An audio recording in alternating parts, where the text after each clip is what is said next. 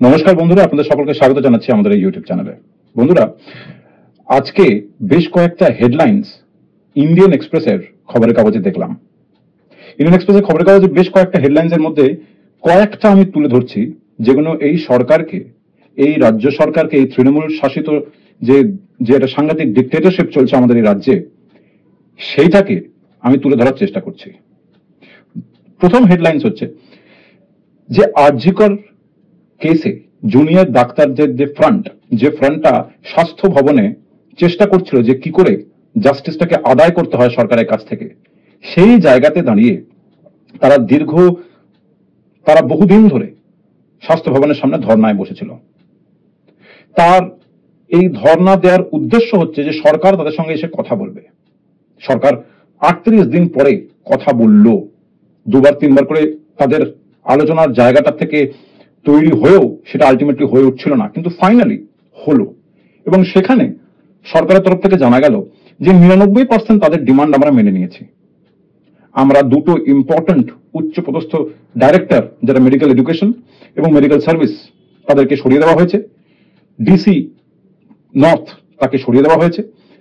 কলকাতা পুলিশের কমিশনার বিনীত গোয়েলকে সরিয়ে দেওয়া হয়েছে এবং শুধু সেক্রেটারি অফ হেলথ, তাকেই শুধু এখনো সরানো হয়নি। সুতরাং মোটামুটি 99% আমরা জুনিয়র ডাক্তারদের যে দাবি সেগুলো মেনে নিয়েছি। অতএব আপনারা এবার কাজে ফিরুন। এই একই কথা অভিষেক বন্দ্যোপাধ্যায় কিছুদিন আগে টুইট করেছিলেন। সেখানে উনি বলেছিলেন যে আমার এখন মনে হচ্ছে যে জুনিয়র ডাক্তারদের কাজে ফিরে যাওয়া উচিত। আমি প্রথম দিন থেকেই এটাই ভেবেছিলাম যে তাদের প্রায় বেশিরভাগ ডিমান্ডই খুবই জাস্টিফাইড। উনি ভেবেছিলেন, তো উনি ভেবেছেন মানে তো বিশাল ব্যাপার। তো উনি যেহেতু ভেবেছেন, সেহেতু ওই ডিমান্ডগুলো খুবই জাস্টিফাইবল ডিমান্ড, এবং সেই জাস্টিফাইবল ডিমান্ড যখন 99% মেনে নেওয়া হয়েছে, তাহলে ওনারও মনে হয় ডাক্তারদের ফিরে আসা উচিত কাজে। ভালো কথা। এবার প্রশ্ন যেটা দাঁড়াচ্ছে সেটা হচ্ছে এই যে কথোপকথন চলছে ডাক্তারদের সঙ্গে সরকারের, এর মাঝখানে আমরা আগের ভিডিওগুলোতেও দেখেছি যে কিভাবে তৃণমূলের যারা নেতারা, তারা সাংঘাতিক নোংরা ভাবে এই ডাক্তারদের এই মুভমেন্টকে, এই সিভিল মুভমেন্টকে, এই ইমোশনগুলো যে এর পেছনে আছে সেগুলোকে বেইজ্জত করেছে, নোংরা নোংরা ভাষা ব্যবহার করেছে, তাদেরকে তাচ্ছিল্য করেছে, তাদেরকে ক্রিটিসাইজ করেছে এবং এমন এমন মুখের ভাষা বার করেছে যেগুলো অ্যাকচুয়ালিতে শুনলে ঘেন্না করে।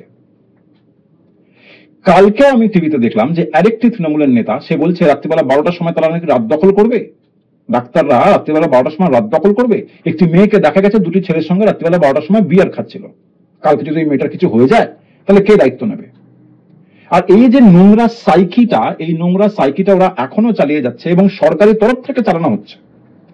তার কারণে যে কটা নেতারা এই মুভমেন্ট চলাকালীন জুনিয়র ডাক্তারদের ফ্রন্টকে গালাগালি করেছেন, নোংরা নোংরা কমেন্ট পাস করেছেন, ভয় দেখিয়েছেন, তাদের এগেনস্টে কিন্তু তৃণমূল সরকার একটাও স্টেপ নেয়নি। অতএব এর থেকে পরিষ্কার বোঝা যাচ্ছে যে তৃণমূল সরকার যতই আপনাদের দাবি মেনে নিক না কেন, অ্যাকচুয়ালিতে কিন্তু ওগুলো কিছুই হবে না। যার জন্যই আমরা দেখতে পাচ্ছি এই মুভমেন্ট কিন্তু এখনো চলছে। ডাক্তাররা বুঝতে পেরেছে যে মৌখিক কথায় কিছু লাভ নেই। ডাক্তাররা বুঝতে পেরেছে যে সরকার এখনো বদলা নেওয়ার চেষ্টা করছে, সরকার বদলা চায়। এই এতদিন করে ধরে যে তোমরা ধর্নায় বসে আছো, সরকারকে হেনস্থা করার চেষ্টা করছো, এর বদলা তোমাদের এগেনস্টে নিতে হবে। স্বগতবাবু তো বলেইছেন যে যেগুলো তোমরা করছো তার খেসারত, তার দাম তোমাদের দিতে হবে। এই জুনিয়র ডাক্তাররা তার দাম দেবে। এবং উনি এটাও বলেছিলেন যে এটা বহুদিন ধরে সরকার অনেক সহ্য করেছে, কিন্তু এবার সময় এসে গেছে এটাকে বন্ধ করার, এই মুভমেন্টটাকে ভেঙে দেওয়ার, মুভমেন্টটাকে বন্ধ করে দেওয়ার।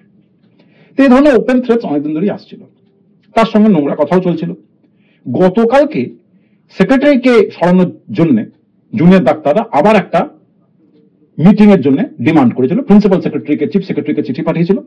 তাদের মিটিংও গতকাল হয় এবং সেই মিটিংটা হয়ে যাওয়ার পরে মিনিটস যেগুলো হয়েছিল ওই মিটিং এর, সেগুলো জুনিয়র ডাক্তারদের প্রথমত দেওয়া হয় না।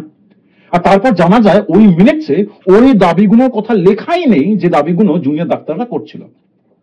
মানে এক ধরনের ছোট লোকপনা, এক ধরনের দৌড়াদৌড়ি, এক ধরনের চিটিংবাজি, মেকআপ দিয়ে দেওয়া, ধামাচাপা দিয়ে দেওয়া, এই চেষ্টাই সরকার ডে 1 থেকে করে যাচ্ছে এবং এখনো তাই চালিয়ে যাচ্ছে।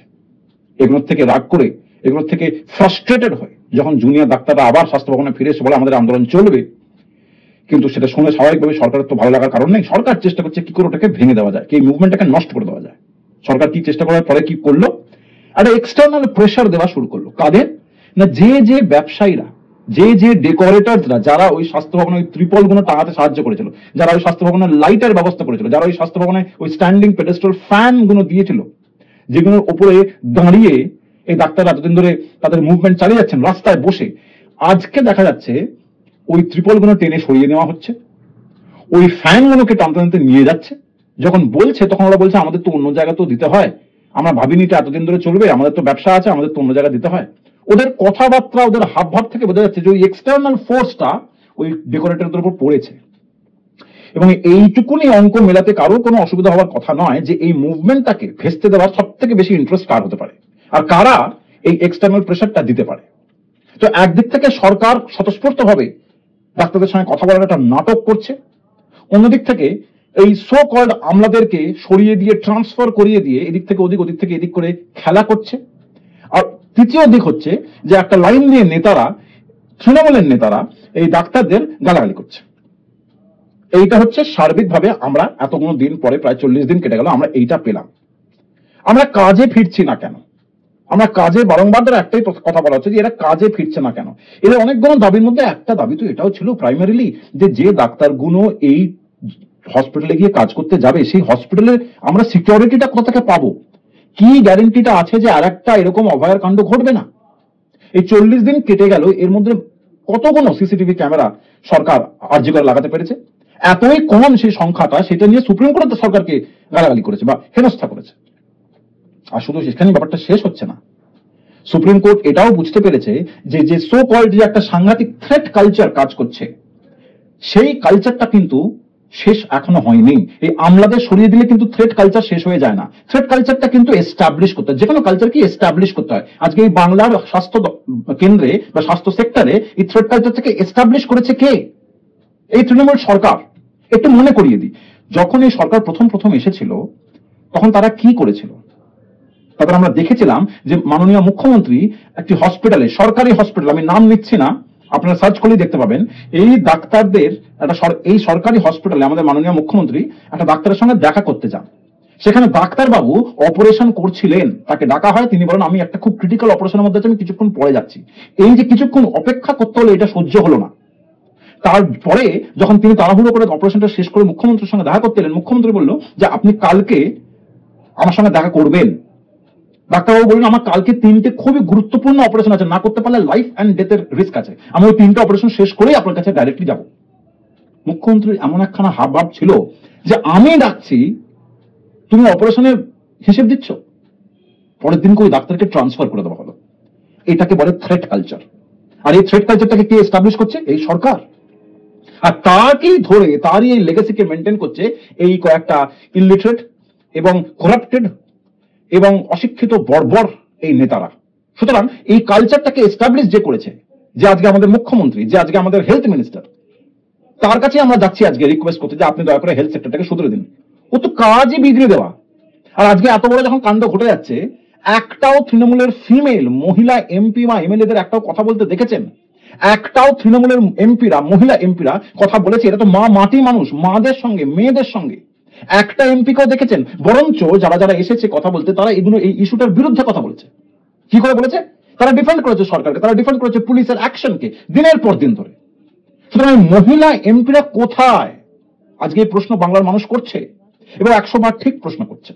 সুতরাং এই যে ধাপ্পাবাজির সরকার চলছে, এই যে ধাপ্পাবাজির রাজনীতি চলছে, এই যে নোংরা রাজনীতি চলছে, এমন একটা সিরিয়াস ইস্যুকে নিয়ে, এই থ্রেট কালচারকে নিয়ে, এমন একটা কালচার যেখানে টাকা নিয়ে ডাক্তারদের পাশ করানো হয়, এমন একটা কালচার যেখানে ডাক্তাররা ভয়ে ভয়ে কাজ করে, যেখানে কোনো সিকিউরিটি নেই, একটা কাজের জায়গা থেকে, নিজের কর্মক্ষেত্র থেকে একটা মহিলাকে ধর্ষণ করে খুন করে দেওয়া হলো। এরপরেও আমরা যদি এক্সপেক্ট করি যে স্বাস্থ্য দপ্তরের মধ্যে বা আমাদের হেলথ সেক্টরের মধ্যে কোনো থ্রেট কালচার নেই, it would be like an strange behaviour. আমি মাথাটাকে নিচু করে দিয়ে ভাবছি আমার সব ঠিক আছে, কাদার মধ্যে মাথা নিচু করে বা ঢুকিয়ে নিলে তো আমার সমস্যার সমাধান হয়ে যাচ্ছে না।